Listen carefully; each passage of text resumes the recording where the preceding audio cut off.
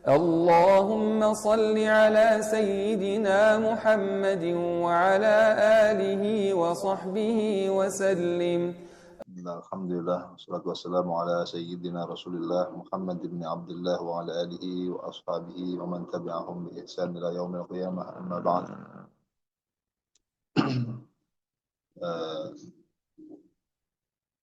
Allahumma salli wa sallim wa barik ala sayyidina Muhammadin wa ala alihi wa sahbihi wa man tabi'ahum bi ihsan ila yaumil qiyamah.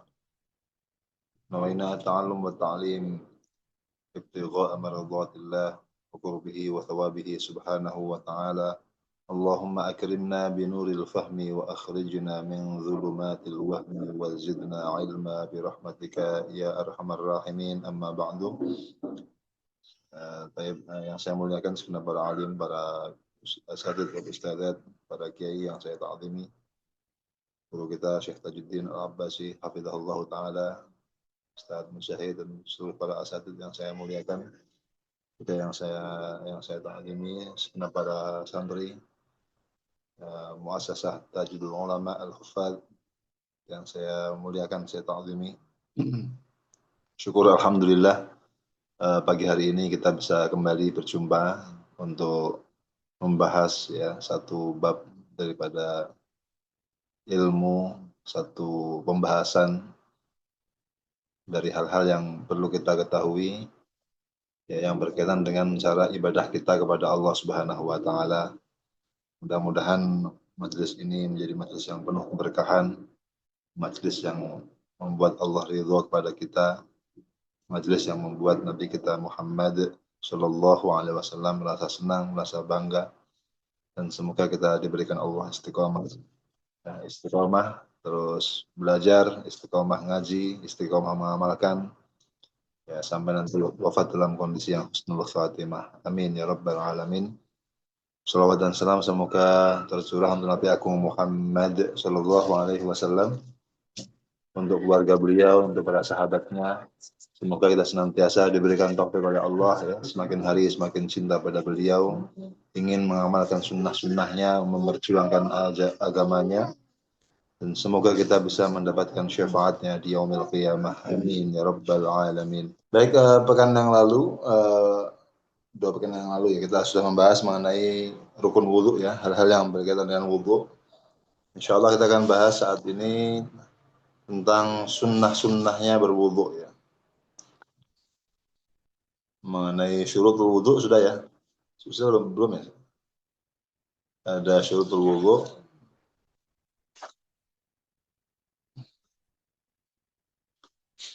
Baik, sudah belum? Masih ingat nggak? Syurutul wudhu.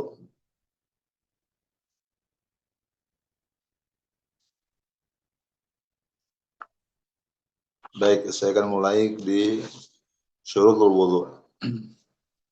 Bismillahirrahmanirrahim. Kita baca Al-Fatihah. Kita hadiahkan untuk para guru, untuk muallif kitab ini, Al-Habib Muhammad bin Ahmad bin Umar Asy-Syadzili rahimahullahu ta'ala, dan juga untuk para orang-orang tua kita.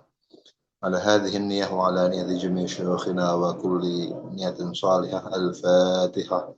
A'udzu billahi minasy syaithanir rajim. Bismillahirrahmanirrahim.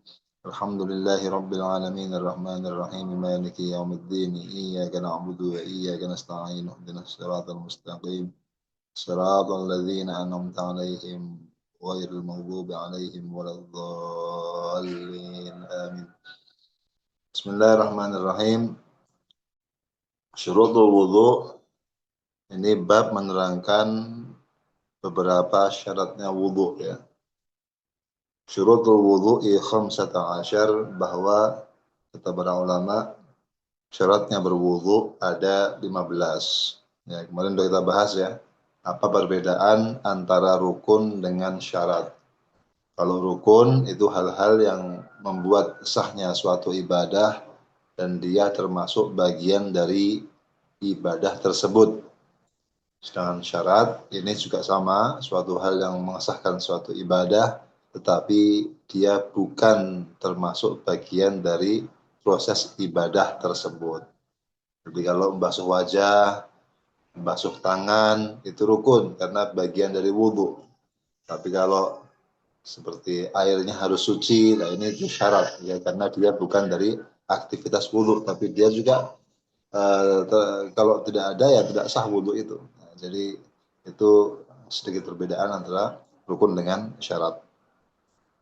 Kata para ulama, syaratnya wudhu ada 15. Yang pertama al-islamu wat tamyiz. Pertama adalah Islam. Ya, Islam itu kalau dari segi bahasa maknanya al-istislam, pasrah ya, menyerahkan diri. Wal inqiyad, artinya orang muslim itu ada inqiyad, tunduk, tunduk kepada syariat Islam, kepada hukum-hukum Allah. Itu namanya Islam.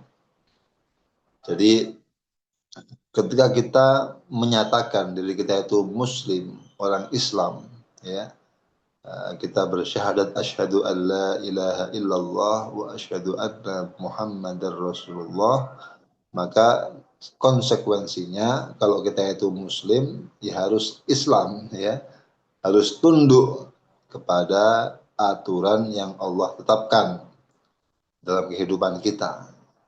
Makanya pernah dulu saya punya guru di Hadramawat itu ditanya, kenapa orang Islam kok sekarang mundur, ya, ekonominya, politiknya, dan seterusnya.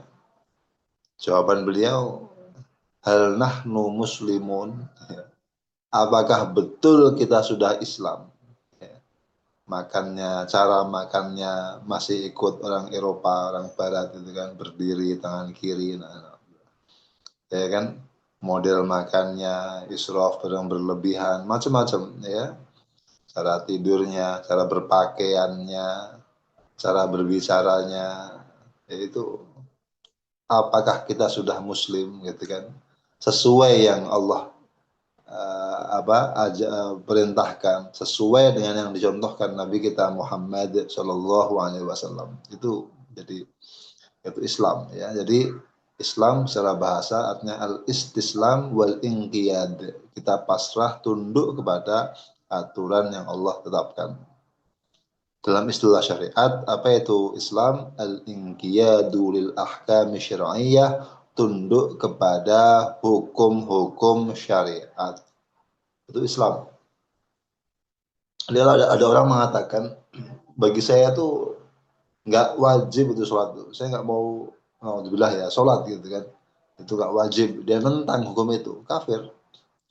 Menentang hukum kewajiban yang Allah tetapkan, yang sudah dimengerti oleh hampir semua orang, seperti sholat, puasa, zakat, ini bisa kufur dia, ya kan. Nah, kalau orang kafir wudhunya tidak sah. Jadi yang pertama kali syaratnya wudhu itu, yang wudhu harus Islam, orang Islam, ya, yang dia tunduk kepada syariat Allah. Lain halnya orang tidak sholat karena malas misalnya, dia tetap muslim tapi dia berdosa besar, ya. Tapi kalau dia itu sampai menentang kewajiban sholat, dia kufur, ya. Jelas ya. Jadi yang pertama syaratnya orang berwudu apa? Dia Islam, muslim. Ustadz, nanti kalau dia orang kafir misalnya, dia tidak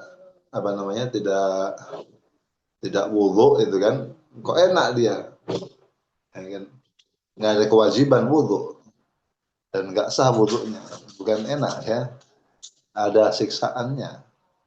Kata para ulama, kalau dia nggak tobat, ya, nanti di hari kiamat, orang kafir itu di samping dia itu disiksa karena kekufurannya, dia pun akan disiksa oleh Allah karena tidak mengerjakan syariatnya, tidak sholat, tidak wudhu, ya.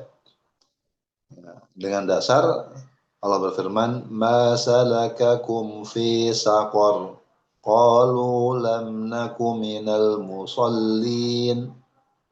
Ya, ketika ditanya, kenapa kalian masuk neraka Sakor? Kata mereka, kami dulu tidak sholat. Kalau begitu berarti orang-orang kafir itu tetap nanti kalau di hari kiamat Dia disiksa karena kafirnya, juga disiksa karena nggak sholat, nggak puasa, nggak zakat. Na'udzubillah min dzalik. Ini yang pertama. Jadi orang yang berwudu harus muslim, beragama Islam. Kalau ada orang non muslim kok dia berwudu, wudunya tidak sah. Jelas ya? Nah, yang kedua, watamyizu, dia mumayyiz, ya.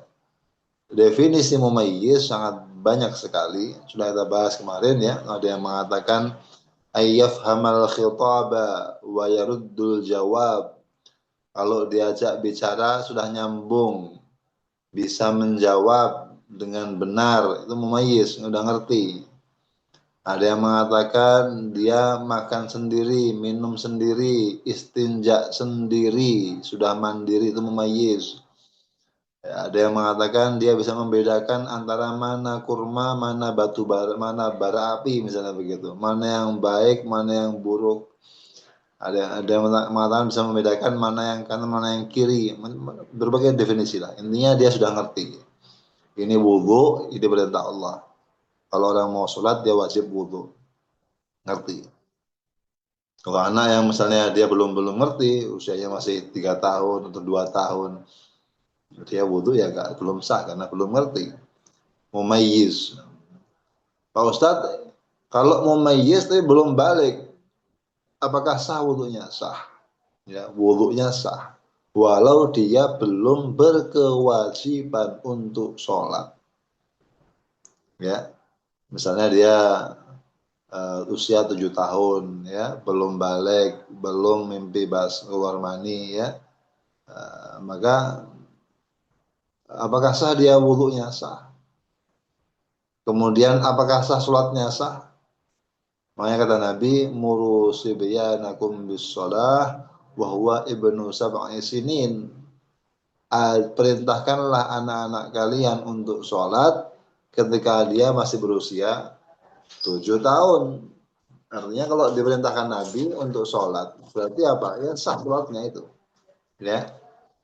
Pak Ustadz, itu ada hadis misalnya Rafi'atul qalam, Rafi'atul aklam, antadat, bahwa tulisan tinta amal itu diangkat dari 3 orang. Pertama, anin naim hatta yastayqid, orang yang tidur sampai dia bangun. Wa anis sobi hatta yahtalim, anak kecil sampai dia balik. Kemudian wa'al majnun hatta yafiq, orang yang gila sampai dia sadar sembuh dari gilanya. Kata para ulama, itu yang dimaksud adalah qalamul iqab, tulisan dosa. Jadi seandainya ada anak kecil, dia karena masih belum ngerti, berbuat salah gitu kan. Ya, belum itu dia belum ditulis sebagai dosa. Belum puasa misalnya, belum sholat, ya. Tapi kata para ulama, kalau qalamus thawab, tulisan pahala, ini karena rahmat Allah yang maha luas. Kalau itu anak kecil, walau dia belum balik, yang penting sudah mumayyiz, dia sholat, dia puasa, dia berwudu, maka ibadah tadi itu ya dituliskan sebagai kebaikan, sebagai hasanah, sudah mendapatkan pahala dari amal-amal yang dia kerjakan walaupun belum balik. Jelas ya? Nah, dengan demikian maka syarat-syaratnya wudu yang kedua apa? Tamyiz, mumayyiz. Yang penting dia mumayyiz walau belum balik, sah itu wudunya. Jelas nih? Jadi yang pertama apa? Islam. Yang kedua wat tamyiz, dia tamyiz, bisa membedakan ya mana yang kanan, mana yang kiri, ya mana batu bara api, mana kurma, dia bisa tahu. Itu namanya mumayyiz. Yang ketiga wan naqa'u 'anil haidhi wan nifas. Orang berwudu harus bersih dari haid dan nifas. Kenapa demikian? Karena orang kalau haid dan nifas itu tidak sah beribadah. Dia nggak sah soalnya kalau dia sholat malah haram sholatnya itu. Ya kan? dia nggak boleh sholat, dia nggak boleh puasa, bahkan kalau dia itu berwudu, wudunya tidak sah.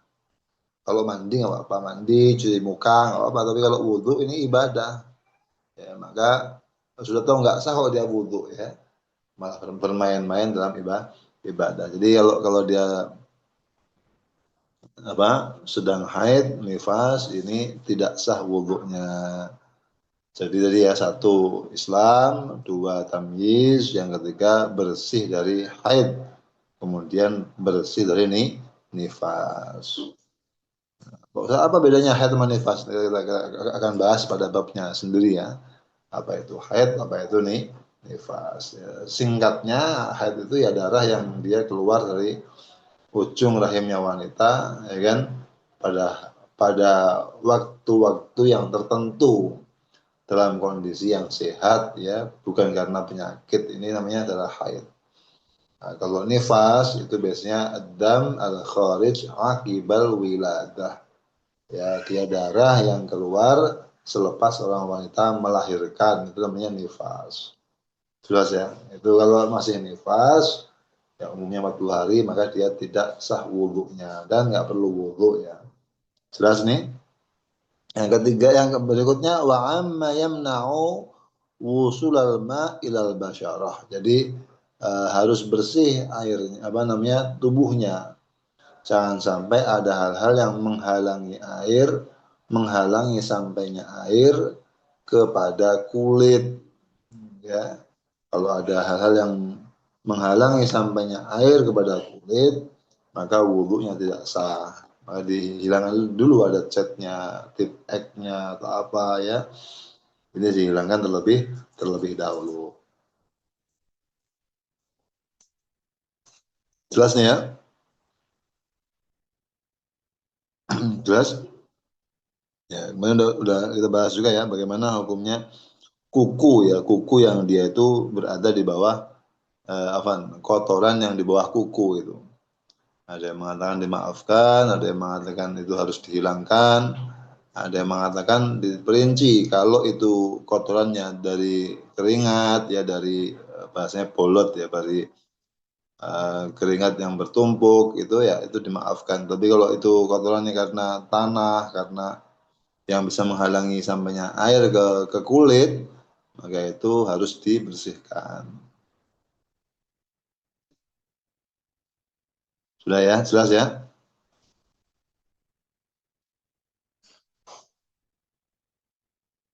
Kemudian berikutnya wa alla yakuna 'alal 'udwi ma yughayyirul ma. Ya, pada anggota tubuh kita itu tidak boleh ada hal-hal yang bisa merubah air, entah merubah warnanya, merubah rasanya atau merubah baunya. Misalnya di tangan kita ini ya, ada apa? Ada minyak wangi yang begitu tebal begitu ya. Begitu kita masukkan ke dalam wadah, itu airnya jadi wangi semua, kan nanti berubah. Jadi berubah, ini nggak boleh ya.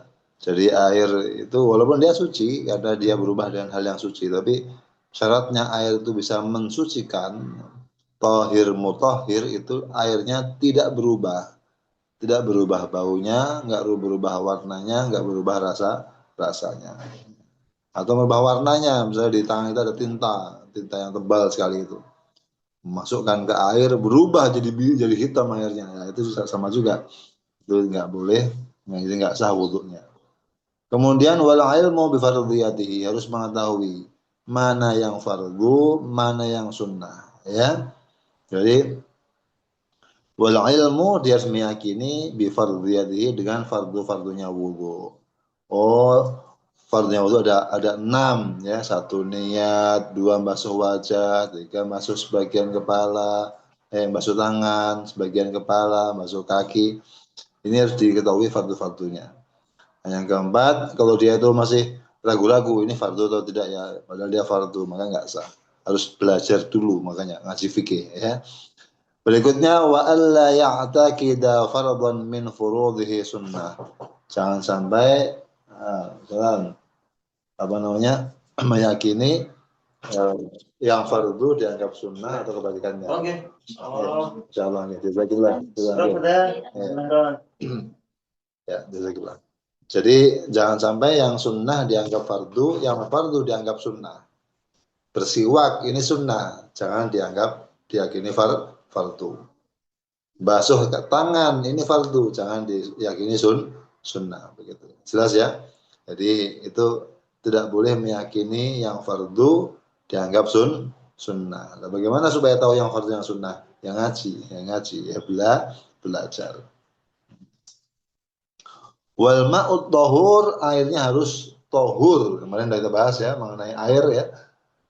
Ada air yang tahirun, mutahhirun, ada air yang tahirun ya, ghairu mutahhirin, ada air yang tahirun, mutahhirun lagi yukrahu istimaluhu ya, musyammas, ada air najis, mutanajis, ini sudah kita bahas ya.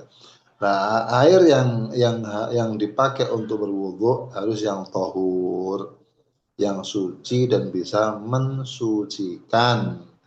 Semua yang turun dari langit gitu ya, air hujan ya, atau yang bersumber dari bumi ya, dalam bentuk apapun ya, dia sumur atau mata air ya, curug gitu, semuanya itu tahur, bisa untuk berwudu, bisa untuk bersuci. Jelas ya. Nah, kemudian wa izalatun najasati al-ainiyah, menghilangkan najis yang sifatnya ainiyah. Apa itu ainiyah? Najis yang kelihatan, yang ada wujudnya, ada baunya, ada warnanya, ada rasanya, ya. Itu namanya ainiyah. Ainiyah. Kita mau wudu, di tangan kita ada kotoran ayam. Hilangkan dulu itu kotorannya. Jangan langsung wudu ada kotorannya, mana najis semua nanti. Jadi apa? Harus menghilangkan najis terlebih dahulu yang sifatnya ainiyah. Kalau yang sifatnya hukmiyah cukup disiram sekali sudah suci. Kemudian misalnya di tangan kita tadi kita tahu tangan kita tuh ada kencing kucing gitu kan, tapi sudah nggak ada baunya, nggak ada warnanya. Dengan air mengalir sekali pas wudhu langsung suci itu, langsung suci. Ini yang dimaksud adalah ainiyah. Yang najis yang tampak. Berikutnya wajaryul ma'i ala jami'il udwi. Airnya harus dialirkan ke seluruh anggota tubuh. Ya wajah, ya tangan, ya kaki. Ini harus mengalir airnya, mengalir. Nah, itu dibasuh kan, bukan diusap. Kalau diusap kayak kepala itu airnya kita dibasahi aja, kemudian diusapkan, selesai. Tapi kalau anggota-anggota wudu seperti tangan, kaki, wajah, ini harus mengalir airnya, mengalir, ya, nggak cukup cuma diusap. Jelas nih ya. Kemudian wa tahaqqul muqtadi in banal hal. Ya.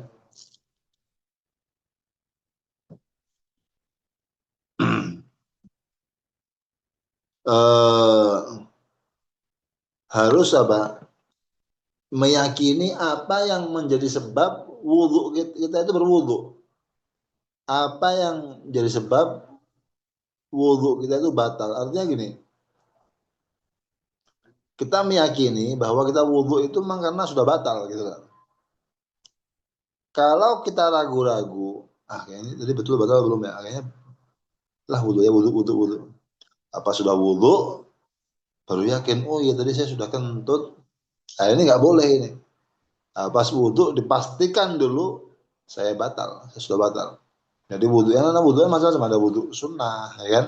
Ada wudhu yang wajib, diyakini. In banal hal, kalau nanti tiba-tiba tuh punya keyakinan, oh ternyata tadi saya memang sudah batal. Pas wudhu ragu-ragu, ini nggak sah. Jadi tahaqqul muqtadi, harus yakin apa yang membuat kita itu berwudhu in banal hal. Kalau kemudian setelahnya itu memang betul-betul terjadi, ya. Wa dawamun niyati hukman.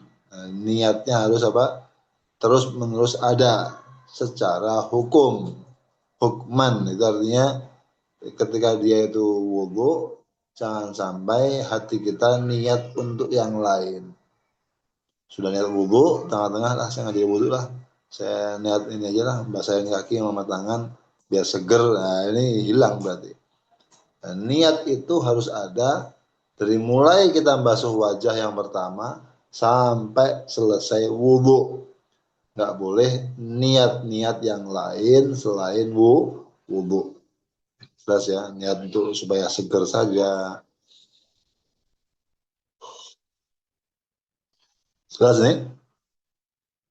Wa adamu ta'liqiha, niatnya tidak boleh ditaklik atau digantungkan dengan hal yang lain. Seandainya hujan, turun hujan, saya nggak jadi wudhu, saya mau ngambil jemuran, ini nggak sah wudhunya, ya kan? Jelas ya, jadi tadi nggak boleh nanti kalau kalau saya lulus apa ya, kalau saya datang saya mau wudhu, nggak sah juga, jadi nggak boleh digantungkan. Kemudian ada dua syarat yang itu khusus untuk orang khusus, yaitu untuk orang yang selalu daimul hadas. Ya, hari-harinya itu selalu berhadas karena memang sakit ya, beser ya. Jadi walaupun sudah disumpal pun tetap keluar ya. Nah, kalau yang begini ini atau perempuan yang istihadah yang setiap saat keluar darah. Bagaimana ini? Ini kata para ulama, untuk wudhu dia ini ada dua tambahan syarat. Ya, dua tambahan syarat. Yang pertama, ya, ada mualah. Apa itu mualah? Berkesinambungan. Kita basuh wajah di rumah. Kemudian tangan kita belum selesai. Apa namanya? Nah, kita wudhu misalnya di rumah. Ya, setelah itu tiba-tiba mati airnya.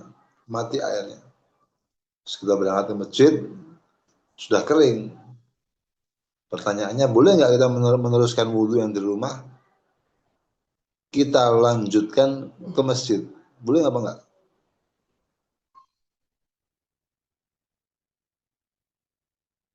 Boleh ya? Boleh. Jadi saya wudhu di rumah, baru masuk wajah, tangan. Tiba-tiba airnya mati. Saya ke masjid. Maka cukup saya meneruskan. Saya mengusap sebagian kepala, kemudian basuh kaki gitu aja. Boleh. Ya, boleh. Aslinya begitu. Walau sunnahnya berkesinambungan. Ya, harus wudhu dari awal sampai akhir, nggak boleh setengah-setengah. Ini aslinya begitu. Ya, tapi ini apa namanya? Bagi orang yang dia itu punya uzur, selalu dalam kondisi hadas, beser misalnya, atau perempuan yang istihadah, maka dia itu tadi walaupun dia itu sholat keluar itu apa namanya najisnya itu dimaafkan. Paham ya? Tapi ada dua syarat tambahannya. Pertama apa? Dia nggak boleh wudhu kecuali setelah masuknya waktu sholat. Betul ya? Begitu masuk waktunya sholat, ya dia baru boleh apa? Baru boleh berwudhu. Jadi nggak boleh wudhu sekarang buat duhur, nanti nggak boleh. Buat Jumatan nggak boleh. Ya, sudah masuk waktu Jumatan duhur baru dia wudhu. Ya. Jadi waduhul waktu, harus masuk waktu sholat terlebih dahulu.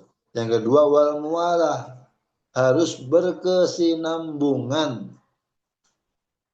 Nggak boleh wudhu basuh wajah di rumah, tangannya nanti di mana lagi, kakinya di mana lagi, nggak boleh begitu. Ya, bagi siapa? Lidah imil hadas, bagi orang yang dia itu selalu dalam kondisi hadas.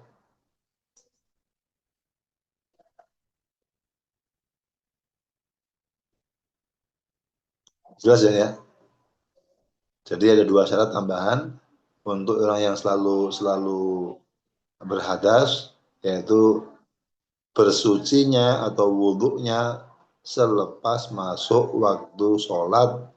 Yang kedua, bersucinya wajib mualah, berkesinambungan, basuh wajah sebelum wajah kering sudah tangan, sebelum tangan kering sudah sebagian kepala, begitu. Ini namanya mualah. Ini khusus untuk daimul hadas, orang yang dia setiap saat keluar hadatnya. Ya, dia keluar kentutnya atau keluar apanya, itu namanya dia harus mualah dan juga harus dukhul waqt ketika hendak berwudu ya, berwudu. Saya akan bahas mengenai sunnah-sunnahnya berwudu. Baik, sunnah namanya apa? Sunan. Ya, sunnatun, sunnatani, sunanun. Kata para ulama, sunnah wudu itu ada sangat banyak sekali. Ya, sangat banyak sekali.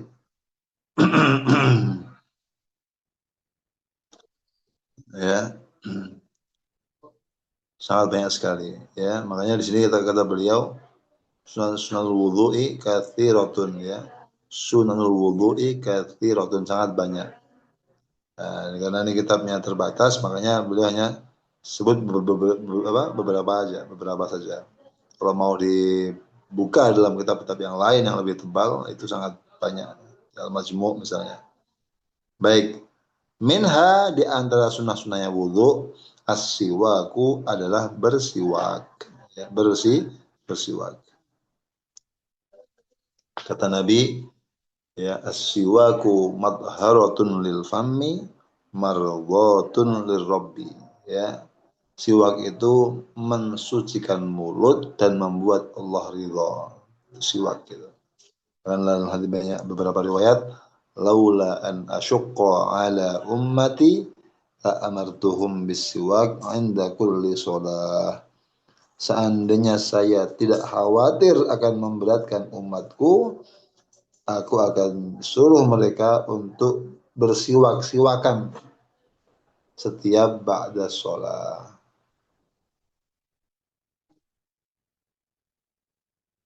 Jelasnya, seandainya tidak membuat berat umatku, sudah saya perintahkan, wajibkan mesti itu, untuk bersiwak setelah setiap sholat. Riwayat yang lain, inda kulli wudu, setiap wudu sunnah bersiwak terlebih dahulu. Seandainya tidak memberatkan umatku, sudah saya perintahkan mereka untuk mengerjakannya, jadi wajib. Ini karena Nabi itu selalu khawatir dengan umatnya, membuat berat umatnya, maka beliau tidak mengerjakan, tidak mewajibkan. Beliau selalu mengerjakan. Nabi itu masuk rumah siwakan dulu, itu ya. Jadi itu siwak ya. Sunnah berwudu apa yang pertama siwak. Laula an asyqa ala ummati la amartuhum bisiwak inda kulli wudu. Seandainya tidak karena khawatir akan memberatkan umatku, saya akan perintahkan mereka untuk bersiwak setiap sebelum wudu. Dan siwak ini macam-macam, ada yang mengatakan siwak itu yang penting kan alat yang untuk membersihkan kotoran pada gigi ya, mulut ya. Zaman dahulu yang paling afdol kayu arok yang dipakai untuk itu siwakan itu. Ya, walaupun kalau di Arab yang diambil bukan batangnya tapi akarnya diambil. Alhamdulillah sudah ada di beberapa tempat di Indonesia ini yang jual pohon siwak. Jelas ya ini ya. Nah, tapi apakah harus pakai kayu arok? Tidak. Itu yang paling afdol kayu arok. Yang kedua pakai pelepah kurma atau ya kurma itu. Yang ketiga semua benda yang wangi, ya kayu-kayu yang wangi bisa dipakai untuk siwakan. Yang penting nggak membahayakan. Ya, untuk sikat gigi kan dengan pasta gigi itu kan kayu yang wangi. Ya, sikat gigi sama pasta gigi. Gimana kalau jari, kain, kain boleh, apapun yang bisa membersihkan boleh. Kalau jari ini kata ulama kalau mazhab Syafi'i nggak bisa karena jari itu bagian dari manusia, bukan alat gitu. Jadi kalau pakai jari tidak bisa.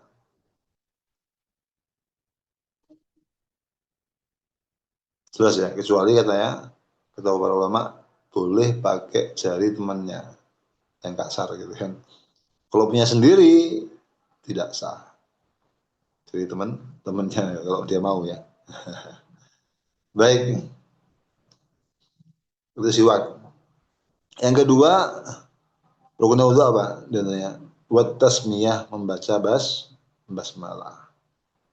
Dalam sebuah riwayat hadis ya, kullu amrin dzibalin la yubda'u fihi bismillahirrahmanirrahim fa huwa aqta. Setiap hal-hal yang baik yang penting bila tidak dimulai dengan bismillahirrahmanirrahim maka terputus barokahnya, terputus keberkahannya. Kemudian berikutnya setelah tasmiyah apa? Wa ghuslul kaffain. Membasuh kedua telapak tangan dulu.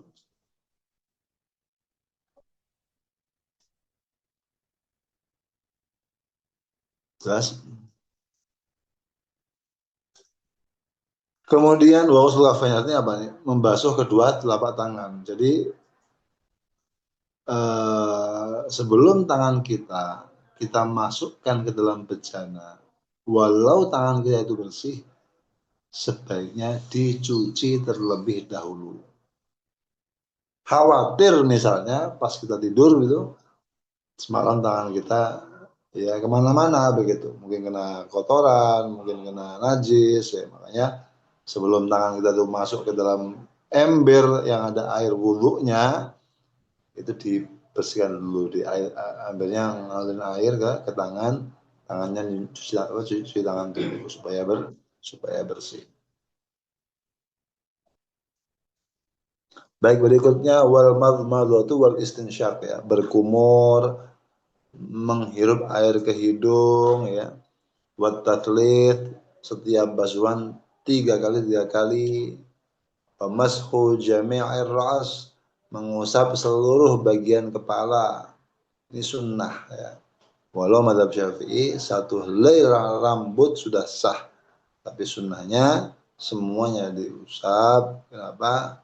Madhab Syafi'i itu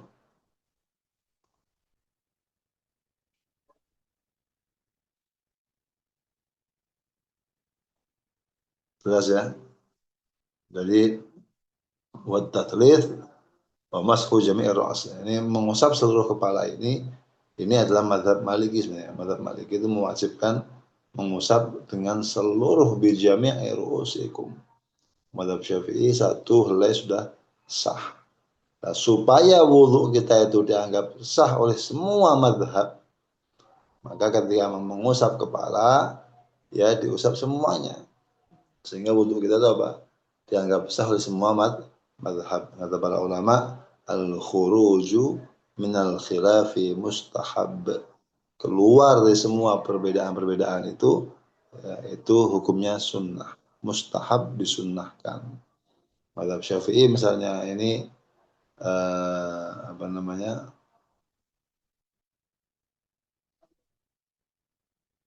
Ya, madhab Syafi'i misalnya hukumnya sunnah ya, sunnah untuk apa namanya mengusap semua kepala, yang wajib apa sehelai rambut kena itu sudah sah. Tapi madhab yang lain itu mewajibkan supaya wudhu kita dianggap sah oleh semua madhab, ya makanya ya sudah mengusap sebagian kepala itu hukumnya sunnah. Wa mashul udhunain, mengusap kedua telinga. Telinga ini memang sudah kita bahas ya. Nah, telinga itu dibersihkan tuh sampai bahkan 8 kali, bahkan 12 kali. Pas basuh wajah, telinga juga kena sunnah itu, panjangkan. Kemudian pas basuh sebagian kepala, kena juga itu telinga itu. Sampai akhirnya apa namanya tadi setelah mengusap kepala, sunnah mengambil air yang baru untuk membersihkan atau mengusap telinga. Ya.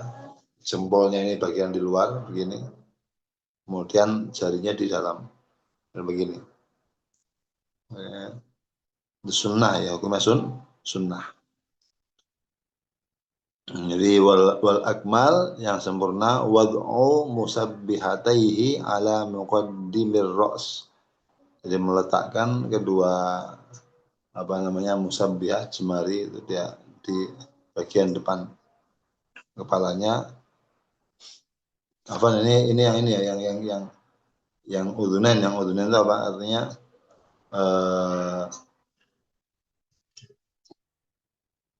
Tadi tangan jemari ininya di dalam, jempolnya di luar. Seperti ini.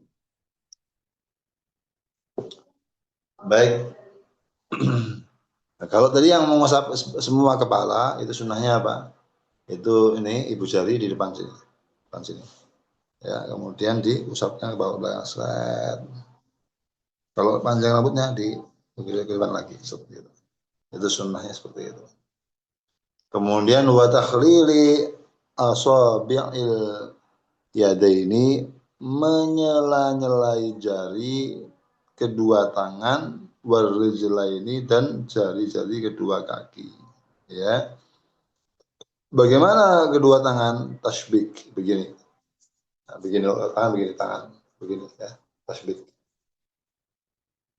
Kalau yang kaki, bagaimana yang kaki? Nah, yang kaki itu sunnahnya adalah dari bawah.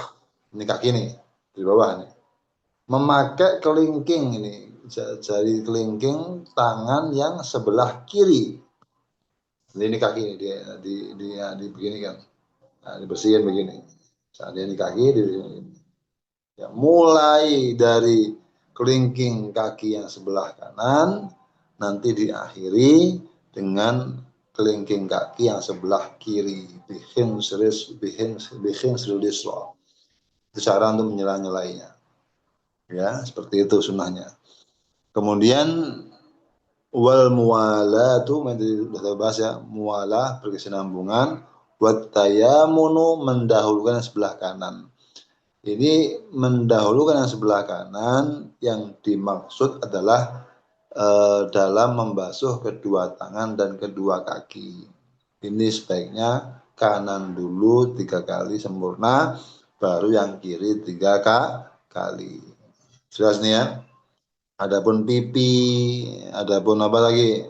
Kedua telapak tangan, 2 telinga, ini dibersihkan sekaligus, tidak sunnah kanan baru kiri, tidak, tapi sekaligus secara bersama-sama. Jelas ini. Kemudian wa irtadul ghurrah, sunnah memanjangkan ghurrah. Apa itu ghurrah? Yaitu dulunya ini basuhan wajah namanya ghurrah. Wa tahjil, melebihkan basuhan tangan ataupun kaki, ya kan? Karena Nabi bersabda ya, antum ghurrul muhajjalin yaumal qiyamah. Nabi akan mengenali umatnya ya ketika dia nanti di hari kiamat bercahaya karena bekas wudunya, bekas air wudu. Wa dzikru ba'dahu, sunnah membaca zikir ya setelah wudu, menghadap kiblat, mengangkat pandangannya ke langit, baca asyhadu an la ilaha illallah wahdahu la syarikalah wa asyhadu anna sayyidina Muhammadan abduhu wa rasuluh. Allahumma ja'alni minat tawwabin wa ja'alni minal mutahhirin wa ja'alni min ibadika sholihin.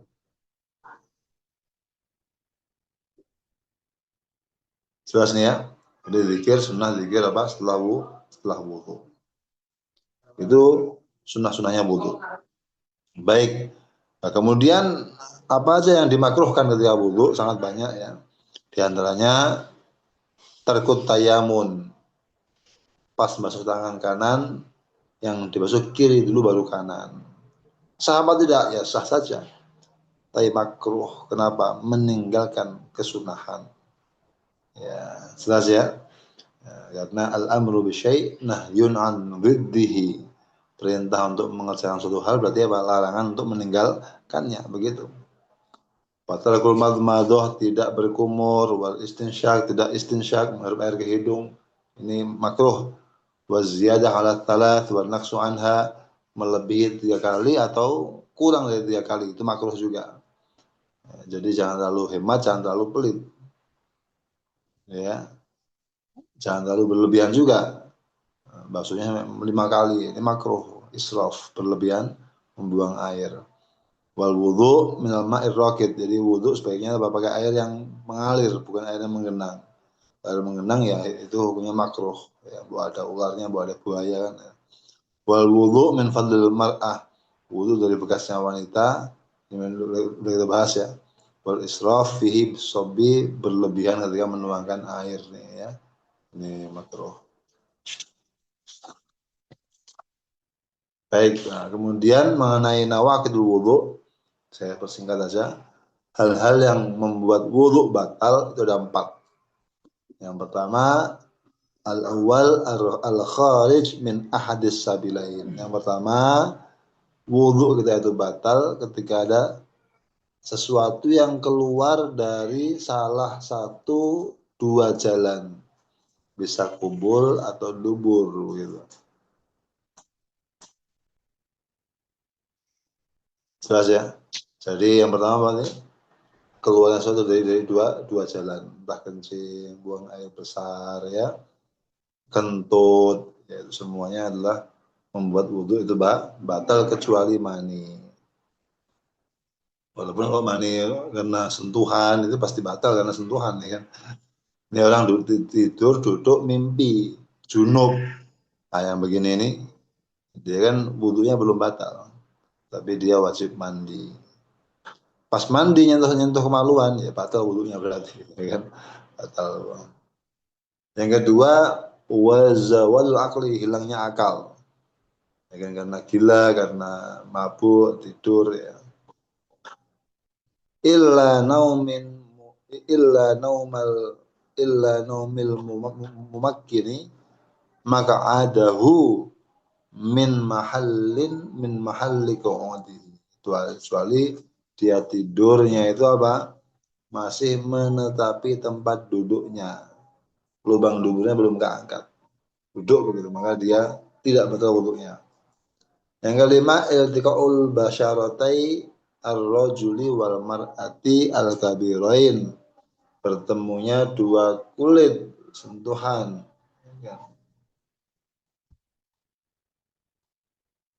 Jelas ini? Jadi sentuhan kulit antara laki-laki dan perempuan yang kedua-duanya dewasa, kedua-duanya ajnabi, bukan mahram, dengan tanpa penghalang. Kalau ada yang menghalangi sentuhannya karena apa, sentuh bajunya, itu nggak batal. Kalau dia nyentuh kulitnya, kulit dengan kulit, maka ini batal wudhunya. Nah, yang keempat, memegang kemaluan, masuk kubulil adami, menyentuh kemaluan, au halaqati duburi, duburi atau lingkaran duburnya, jalan belakang, bibat nirrohah, dengan ini telapak tangan, dengan au budun asobi, atau telapaknya jemari, ya jemari.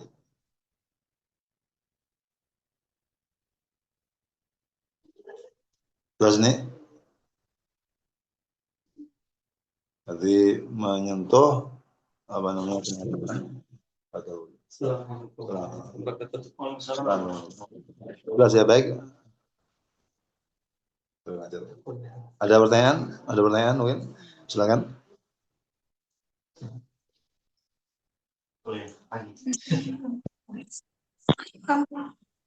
Terkait hal-hal yang membuat wudhu batal. Ustaz, gimana kalau makan ini, makan daging? Ada hadis kan, man massa, ada itu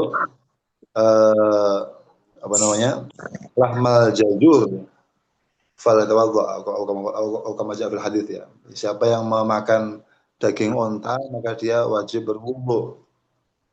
Itu ada kisahnya itu. Nabi ketika sedang dalam majelis begitu, beliau mencium bau kentut. bau kentut.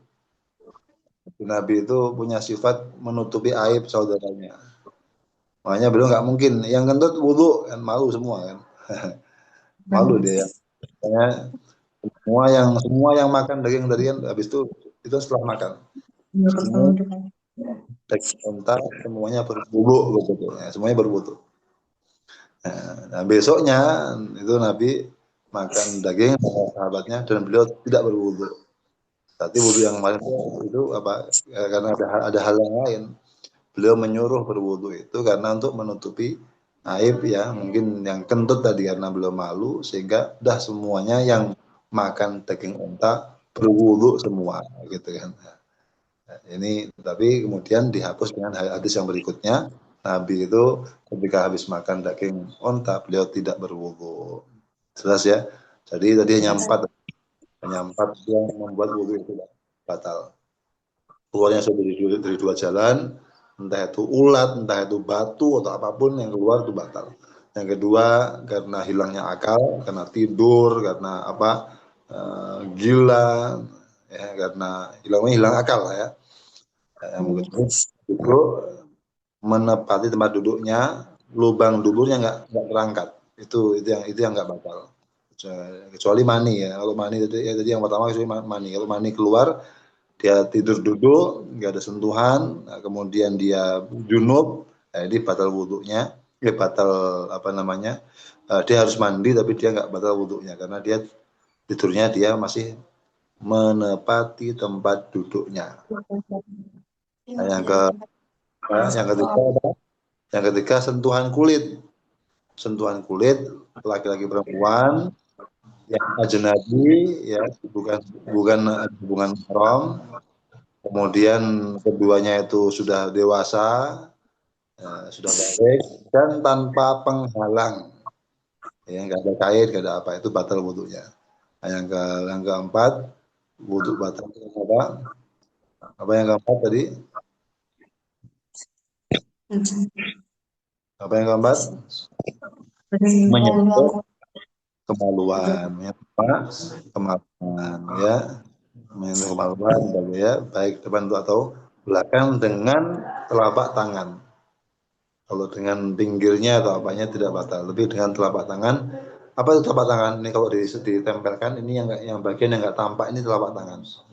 Kalau dia nyentuh itu maka dia batal wudhunya.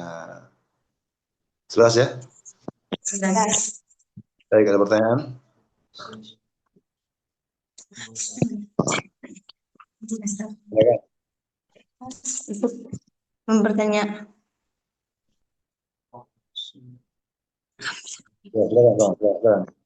Silakan. Ini bertanya. Ya, silakan.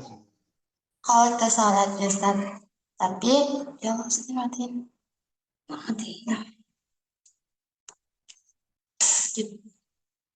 Gimana? Kita setelah saat maghrib, kita nunggu saat isya Ustaz. Terus kita duduk di tempat salat kita tadi, tapi ketiduran Ustaz. Tidurnya masih duduk di tempat salat. Apa salatnya sisa wudunya? Nggak batal. Asal lubang duburnya itu masih di tempatnya belum terangkat, maka tidak batal. Jelas ya. Tapi kalau sudah terangkat, jadi berbaring, nah ini batal. Kenapa batal? Karena ini ada hadis bahwasanya al-ainan wika usahi, kedua mata ini pengikat dubur. Orang kalau dia itu tidur nggak tahu apa yang keluar, betul ya? Kentut apa kan nggak terasa itu. Maka kata Nabi, "Faman nama fal yatawadda." Siapa yang tidur maka hendaknya dia berwudu. Jelas ya? Jelas. Ada lagi?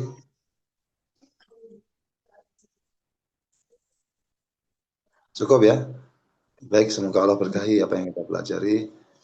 Al-Fatihah. A'udzu billahi minasyaitonir rajim. Bismillahirrahmanirrahim. Alhamdulillahirabbil alamin. Ar-Rahmanir-Rahim. Maliki yaumiddin. Iyyaka na'budu wa iyyaka nasta'in. Ihdinas siratal mustaqim. Shiratal ladzina an'amta 'alaihim ghairil maghdubi 'alaihim waladdallin. Amin. Baik, makasih jazakumullah khairan. Mohon dimaafkan ya Iya, Dan jazakallah khair Ustazah. ya, assalamualaikum warahmatullahi wabarakatuh. Waalaikumsalam warahmatullahi wabarakatuh.